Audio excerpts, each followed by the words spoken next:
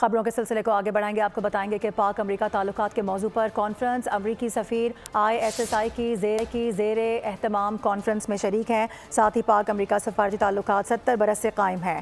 DG ISSI کی جانب سے کہا گیا ہے۔ بات کریں گے، سلمان اوان ہمیں جوائن کر رہے ہیں۔ سلمان بتائے گا کیا ڈیٹیلز ہیں اس کی۔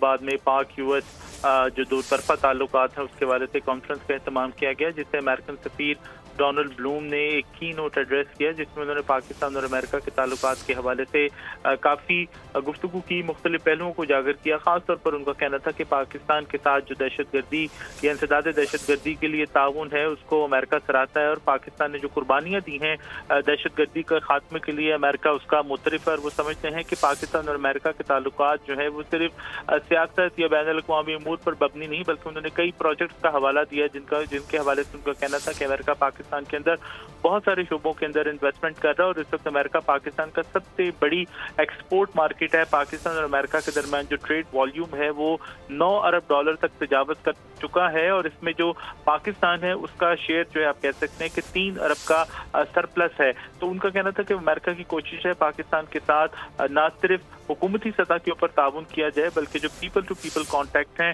ان کو بھی بڑھایا جائے۔ اس موقع پر پاکستان کی جانب سے بھی کچھ شخصیات نے خطاب کیا، جس میں DG ISSI سہیل محمود شامل تھے، تہمینہ جنجوعہ جو پاکستان کی سابق سفارتکار ہیں۔ بڑی دلچسپ بات یہ ہے کہ ان تمام لوگوں نے جس طرح سے امریکہ انڈیا کو اس وقت پروان چڑھا رہا ہے چائنا کا مقابلہ کرنے کے لیے، ان تمام پہلوؤں کے اوپر روشنی ڈالی ہے۔ امریکہ کی جانب سے پاکستان کے ساتھ جس طرح سے بے اتنائی برتی جا رہی ہے اس کو بھی اجاگر کیا، لیکن دلچسپ بات یہ ہے کہ امریکن سفیر نے اپنے ایڈریس کے اندر جو پاکستان کے تحفظات ہیں، خاص طور پر امریکہ جو ہے جس طرح سے انڈیا کو پروان چڑھا رہا ہے، جس طرح کو انڈیا کو ایڈ دے رہا ہے، اس حوالے سے انہوں نے پاکستان کے کسی بھی تحفظات کا جواب نہیں دیا۔ جی صحیح، ٹھیک ہے سلمان، بہت شکریہ آپ کا۔ سبسکرائب کریں اور بیل دبائیں تاکہ کوئی خبر رہ نہ جائے۔